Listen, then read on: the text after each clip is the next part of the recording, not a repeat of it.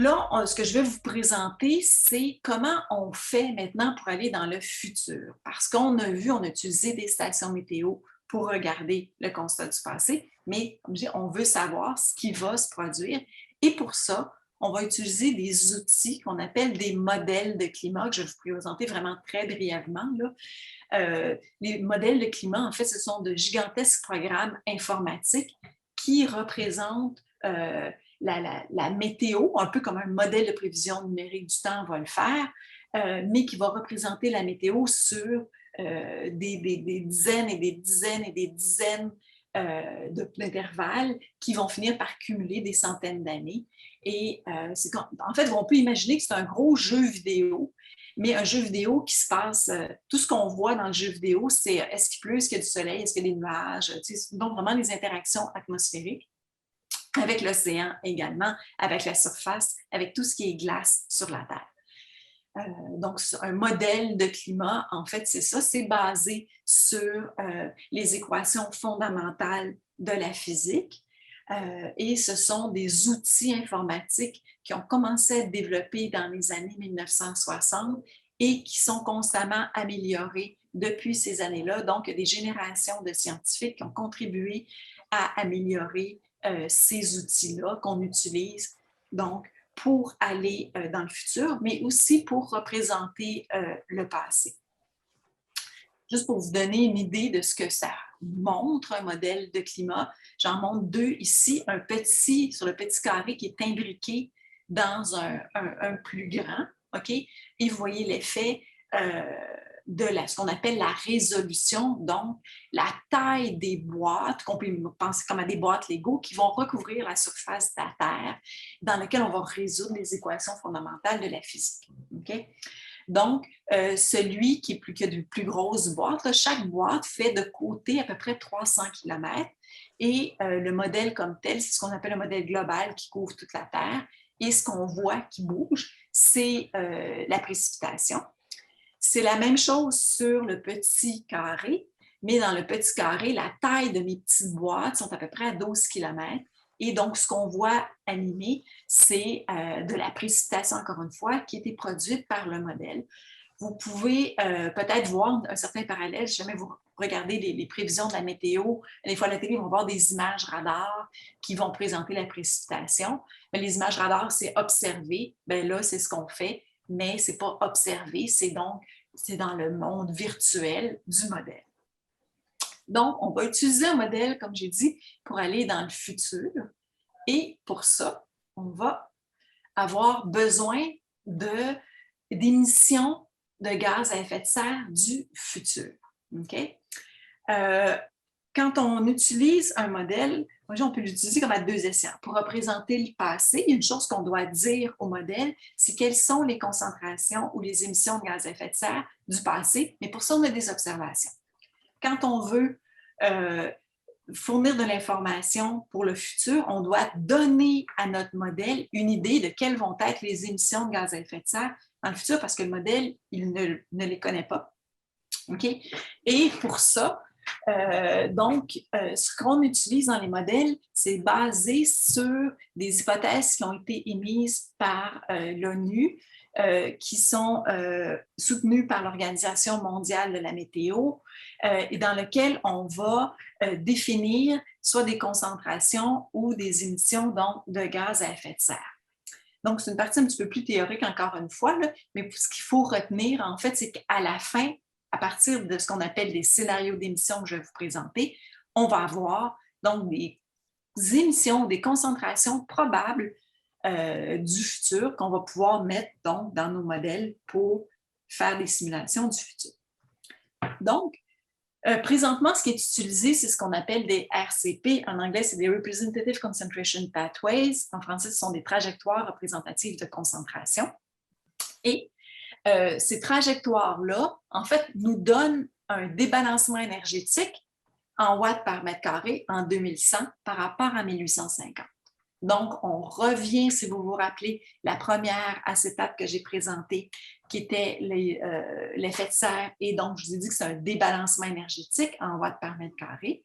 Et donc, un RCP va nous dire, en 2100, donc dans le futur, on va avoir des balanciers de combien de watts par mètre carré par rapport à peu près au début des émissions de gaz à effet de serre. Ça ramène aussi à la figure que je vous ai montrée tout à l'heure, début qui est en 1850.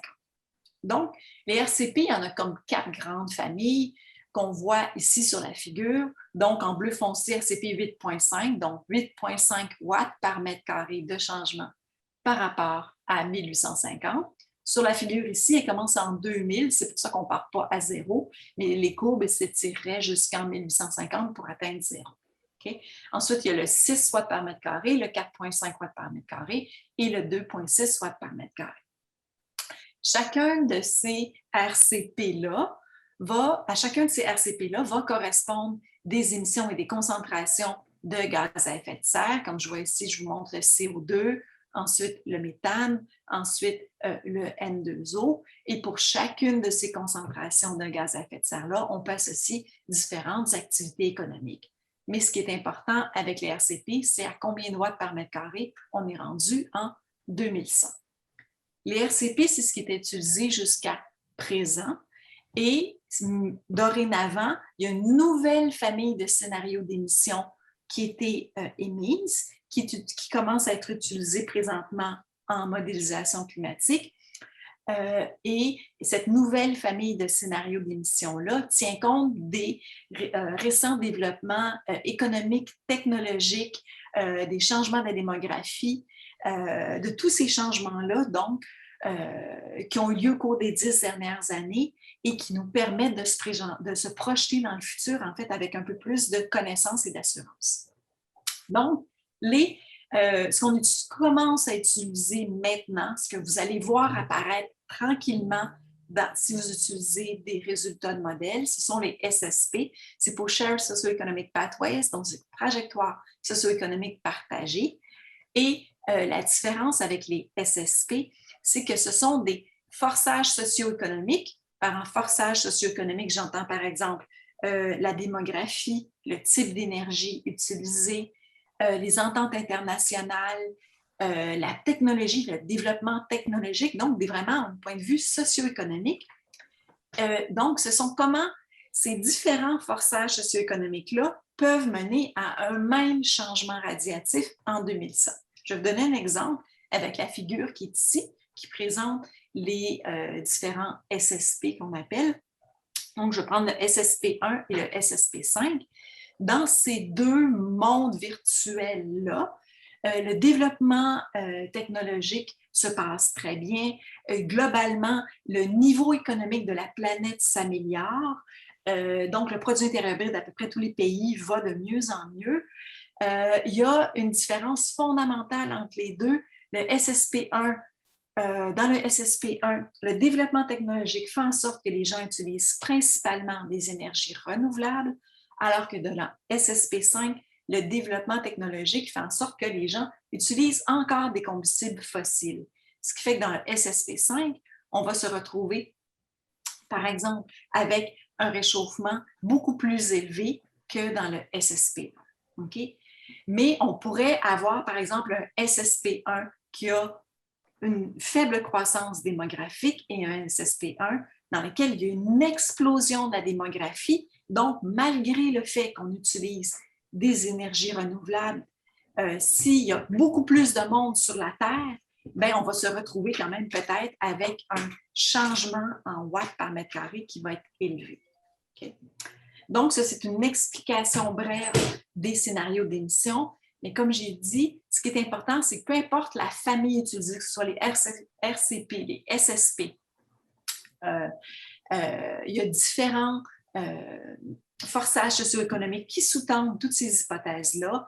Et à la fin, on se retrouve avec des changements en watts par mètre carré. Ce qui est important de savoir, donc, c'est qu'à travers tout ça, il y a différents scénarios qui ont, qu'on va dire, à faible émission, donc pour lequel le changement climatique va être moindre, et il y a d'autres scénarios qui sont à émission élevée et pour lequel le changement climatique va être plus important. Pour ceux qui vont avoir éventuellement à utiliser des données de modèle, c'est juste pour vous présenter un peu ce qui est utilisé. D'un côté, ce qu'on appelle les données globales qui couvrent tout le globe, et à droite, les données régionales qui ne couvre donc qu'une région. Vous pouvez penser à l'animation que je vous ai montrée tout à l'heure. Il y avait global et régional montrés sur la même figure. Donc, il y a des ensembles qui sont utilisés pour faire des différentes analyses. Et quand je vais montrer tout à l'heure les grandes tendances au Québec, les grandes tendances vont avoir été déduites de simulations provenant de ces ensembles de simulations-là. Donc, à gauche, ce sont des modèles globaux, donc qui couvrent toute la Terre. Il y a l'ensemble qu'on appelle CMIP5, qui utilise les RCP que je viens de vous montrer. Et ça, c'était les simulations de base pour le 5e rapport d'évaluation du GIEC. Le GIEC est le groupe intergouvernemental d'experts sur le climat, dont le dernier rapport d'évaluation a été publié en 2013. Et il va y avoir une nouvelle mouture, donc la R6 du GIEC, qui va être publiée à compter de la fin de l'année. Et donc, ce sont des modèles globaux de nouvelle génération qui vont avoir utilisé les SSP que je viens de vous présenter également. Donc, à partir de la fin de l'été, de l'automne, quand vous allez entendre des communications liées au changement climatique, vous saurez donc que ce sont des modèles qui proviennent de l'ensemble CNIP6. Au niveau régional, c'est un peu la même chose. Donc, c'est ce qu'on appelle un ensemble Cordex. Ce sont des modèles régionaux qui vont utiliser soit les RCP ou soit les SSP. Et comme je dis encore une fois, toutes les simulations qui permettent de faire les indicateurs qu'on va vous montrer par la suite, Sylvestre et moi, sont basés sur ces ensembles-là. Donc, j'arrive un peu à la fin de cette section-là parce que ce que je veux vous dire maintenant, c'est que beaucoup de choses qu'on va vous montrer sont basées sur les simulations, mais il y a une étape supplémentaire qui a été faite et ça, c'est la construction de ce qu'on appelle des scénarios climatiques. Qu'est-ce qu'est un scénario climatique? En fait, c'est qu'on va partir des données de modèle qu'on voit en bas ici. On va utiliser des scénarios d'émission, encore une fois que je vous ai montré. On va faire des ensembles de simulations climatiques. Donc, on fait plusieurs simulations pour le passé, pour le futur, tout ça. Et à partir de ce moment-là, il y a un traitement qui est fait pour sélectionner les simulations. Il y a un post-traitement qui est fait aussi pour, des fois, enlever certains biais des modèles parce que tous les modèles ne sont pas, vont être...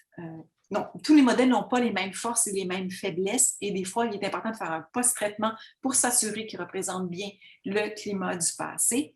Et ensuite, on va faire un traitement également sur les données de manière à, par exemple, calculer des indicateurs qui sont spécifiques à un domaine. Et à partir de ce moment-là, on va également adapter l'information en fonction des besoins des utilisateurs, que ce soit sous forme de cartes, sous forme de graphiques, sous forme simplement de données. Donc, l'exemple, c'est un agronome n'utilise pas l'information de la même façon que, par exemple, un ingénieur. L'information de base, elle est la même, mais la façon de l'utiliser peut être différente. Donc, on peut penser, par exemple, aux unités thermiques maïs en agriculture. C'est quelque chose de base. Pour, par exemple, un ingénieur, il va utiliser des courbes IDF, par exemple. Mais tout ça a la même source, ça provient des mêmes ensembles de données de simulation climatique.